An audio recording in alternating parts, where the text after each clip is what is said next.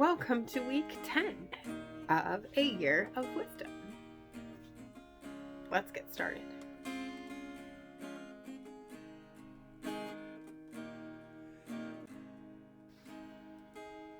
Day 66. Job 7. Has not man a hard service on earth, and are not his days like the days of hired hand? Like a slave who longs for the shadow, and like a hired hand who looks for his wages. So I am allotted months of emptiness, and nights of misery are apportioned to me.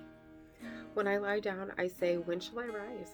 But the night is long, and I am full of tossing till the dawn. My flesh is clothed with worms and dirt. My skin hardens, then breaks out afresh. My days are swifter than a weaver's shuttle, and come to their end without hope. Remember that my life is a breath, and my eye will never again see good. The eye of him who sees me will behold me no more. While your eyes are on me, I shall be gone. As the cloud fades and vanishes, so he who goes down to Sheol does not come up. He returns no more to his house, nor does his place know him anymore. Therefore, I will not restrain my mouth. I will speak in the anguish of my spirit. I will complain in the bitterness of my soul. Am I the sea or a sea monster, that you should set a guard over me? When I say, my bed will comfort me, my couch will ease my complaint, then you scare me with dreams and terrify me with visions, so that I would choose strangling and death rather than my bones. I loathe my life. I would not live forever. Leave me alone, for my days are a breath. What is man that you make so much of him, and that you set your heart on him? Visit him every morning and test him every moment. How long will you not look away from me, nor leave me alone till I swallow my spit? If I sin, what do I do to you, you watcher of mankind? Why have you made me your mark? Why have I become a burden to you? Why do you not pardon my transgression and take away my iniquity? For now I shall lie in the earth. You will seek me, but I shall not be. Proverbs 7. My son, keep my words and treasure up my commandments with you. Keep my commandments and live. Keep my teaching as the apple of your eye. Bind them on your fingers. Write them on the tablet of your heart. Say to wisdom, you are my sister, and call insight your intimate friend, to keep you from the forbidden woman, from the adulteress with her smooth words. For at the window of my house I have looked out through my lattice, and I have seen among the simple, I have perceived among the youths, a young man lacking sense, passing along the street near her corner, taking the road to her house in the twilight in the evening, at the time of night and darkness. And behold, the woman meets him, dressed as a prostitute, wily of heart. She's loud and wayward. Her feet do not stay at home. Now in the street, now in the market, and at every corner she lies in wait. She seizes him and kisses him, and with bold face she says to him, I had to offer sacrifices, and today I have paid my vows. So now I have come out to meet you, to seek you eagerly, and I have found you. I have spread my couch with coverings, colored linens from Egyptian linen. I've perfumed my bed with myrrh, aloes, and cinnamon. Come, let us take our fill of love till morning. Let us delight ourselves with love. For my husband is not at home. He has gone on a long journey. He took a bag of money with him. At full moon, he will come home. With much seductive speech, she persuades him. With her smooth talk, she compels him. All at once he follows her, as an ox goes to the slaughter, or as a stag is caught fast, till an arrow pierces its liver. As a bird rushes into a snare, he does not know that it will cost him his life. And now, O sons, listen to me, and be attentive to the words of my mouth. Let not your heart turn aside to her ways. Do not stray into her paths. For many a victim has she laid low, and all her slain are a mighty throng. Her house is the way to Sheol, going down to the chambers of death. Ecclesiastes 7. A good name is better than precious ointment, and the day of death than the day of birth.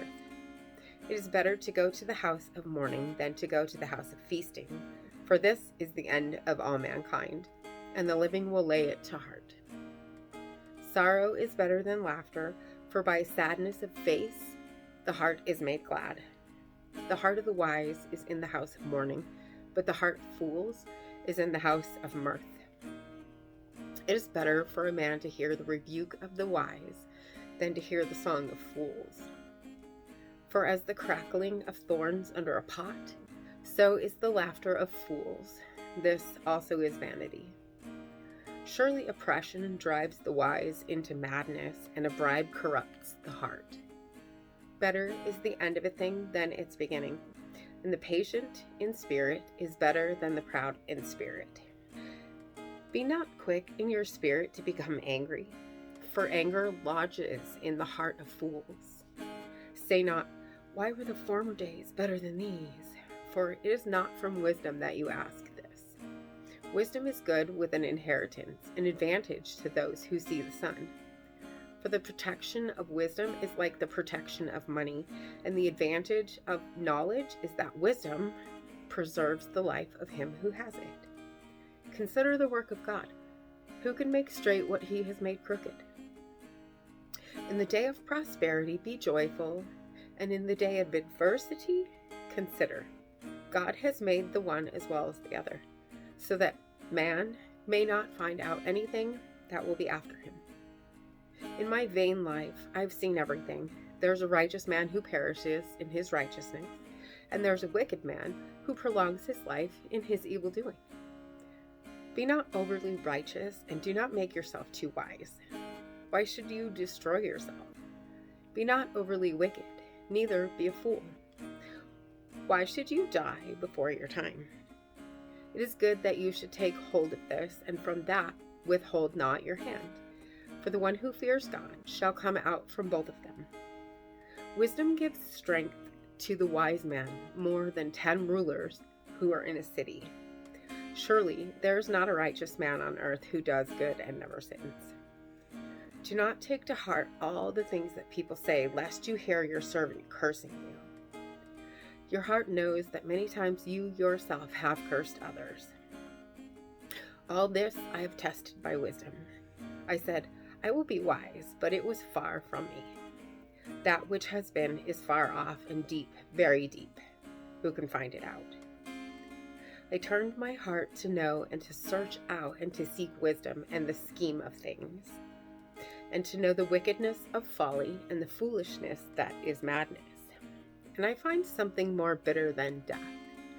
The woman whose heart is snares and nets, and whose hands are fetters. He who pleases God escapes her, but the sinner is taken by her.